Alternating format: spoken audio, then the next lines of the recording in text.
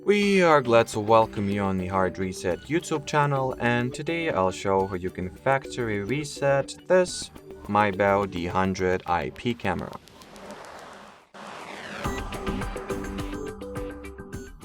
So first you will need to get yourself some kind of injection tool or a needle or a toothpick.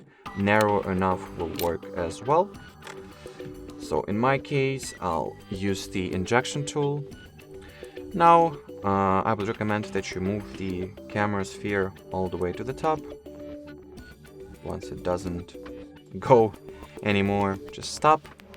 Then turn it upside down, or just hold it at the angle I'm holding it at right now. Here you'll see the memory card slot or SD card slot, and right above it you'll find this little hole.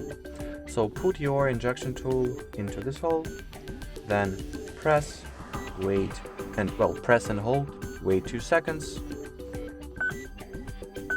And once you hear this two distinct beeps, that means that the camera has been hard reset or factory reset successfully, and now it is as good as new. So that'll be it for this video. Thanks for watching, and bye bye.